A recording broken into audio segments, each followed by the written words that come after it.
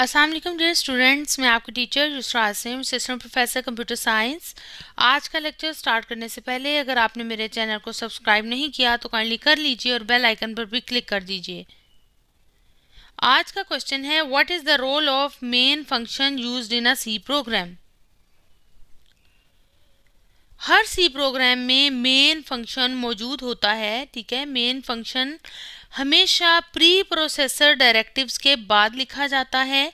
ये इंडिकेट करता है कि एक्चुअल सी प्रोग्राम जो है वो स्टार्ट होने लगा है, ताकि कंपाइलर को इस चीज़ का हिंट मिल जाए कि नया जो सी प्रोग्राम है वो रन होने लगा है और यहाँ से प्रोग्राम की एक्चुअल एग्जीक्यूशन स्टार्ट हो जाती है।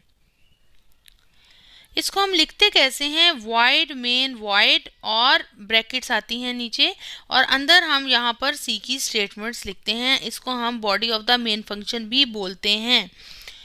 अब बात आती है कि ये फर्स्ट वाइड है, ये किस मकसद के लिए है। ये हमें बता रहा होता है कि मेन जो है वो कोई वैल्यू रिटर्न नहीं कर रहा। Wide means empty.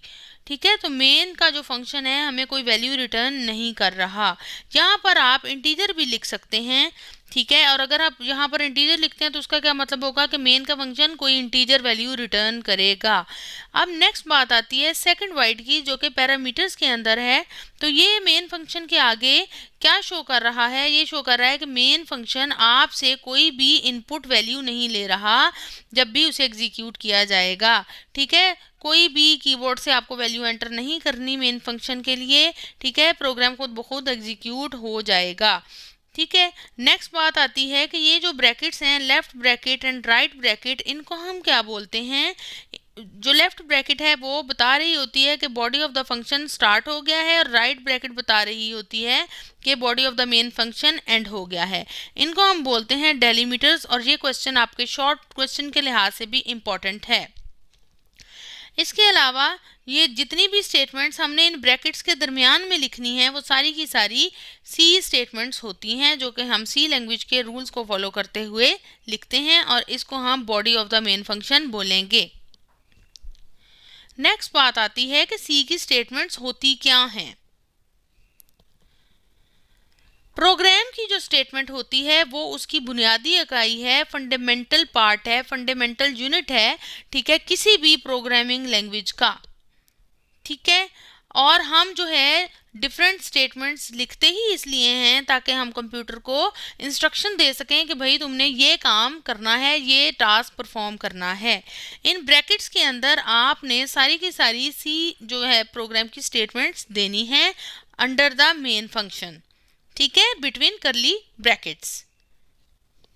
अब लाइब्रेरी फंक्शंस हमेशा कॉल होंगे main body of the program में से। जिस तरह हमने प्रीवियस लेक्चर में देखा, प्रिंट एफ का फंक्शन है तो वो जो ही सी की statements body of the main में से एग्जीक्यूट होंगी तो ये वाले जो लाइब्रेरी फंक्शंस हैं वो कॉल होंगे। फॉर एग्जाम्पल, प्रिंट एफ का जो फंक्शन है, कोई भी अगर आपने प्रोग्राम की आउटपुट डिस्प्ले कराने के लिए या कोई भी मैसेज डिस्प्ले कराने के लिए अगर यूज़ किया है तो इन सी स्टेटमेंट्स के अंदर ही वो कॉल होगा। हर जो सी की स्टेटमेंट है उसको हमेशा टर्मिनेट करना है, उसके एंड पे आपने सेमी कॉलन लगाना है, इसलिए सेमी कॉलन को हम स्टेटमेंट टर्मिनेटर भी बोलते हैं। अगर आपने स्टेटमेंट टर्मिनेटर नहीं लगाया किसी स्टेटमेंट के एंड पे तो आपके पास एरर आएगा, स्टेटमेंट इज मिसिंग। ठीक है, आपकी जो सी लैंग्वेज है वो केस सेंसिटिव है, मतलब अगर आप लोअर केस लेटर्स या अपर केस लेटर्स सी, बड़ी एबीसी छोटी एबीसी लिखते हैं तो जो सी का प्रोग्राम है वो उनको, अगर लेट सपोज आपने किसी वेरिएबल का नाम कैपिटल ए रखा है और एक जगह स्मॉल ए रख दिया है तो वो दोनों डिफरेंट वेरिएबल्स कंसीडर होंगे।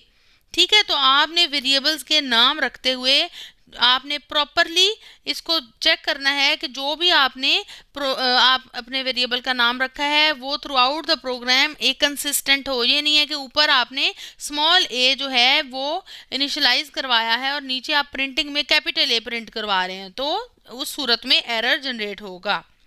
यूजुअली जो सी की प्रोग्राम्स हैं हम उनको स्मॉल एबीसी में लिखते हैं और वेरिएबल के नाम्स और user defined functions upper case letters में यानी कि बड़ी एबीसी में लिखते हैं।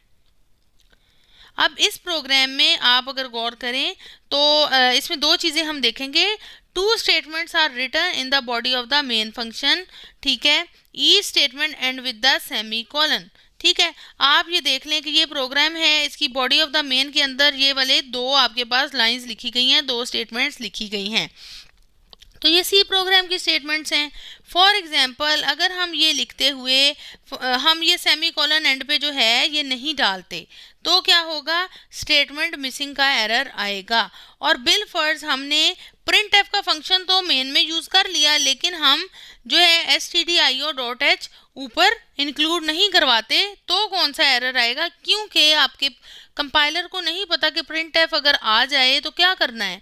वो हमें बताता कौन है, हेडर फाइल बताती है, उसके अंदर पूरी डेफिनेशन मौजूद होती है कि अगर प्रिंट एफ का फंक्शन कॉल होता है तो कंपाइलर क्या करेगा, किस तरीके से उसको एग्जीक्यूट करेगा। तो अगर आपने उस हेडर फाइल को ही नहीं इंक्लूड कराया हुआ और नीचे आपने प्रिंट फंक्शन यूज कर लिया प्रिंट एफ का फंक्शन, तो आपके पास एरर आएगा, function print F should have a prototype, मतलब उसको हमने उसकी डेफिनेशन ही मौजूद नहीं है कंपाइलर के पास, तो उसको प्रिंट एफ को एग्जीक्यूट करने के लिए उसकी प्रॉपर डिफाइंड जो है जितना भी फंक्शन का कोड है वो मौजूद होना ज़रूरी है, जो कि इस हेडर फाइल के पास मौजूद है। इसलिए आपने stdio यानी कि standard input output header file को इंक्लूड लाजमी कराना है। Thank you so much. आपको आज की वीडियो कैसी लगी लाजमी बताइएगा।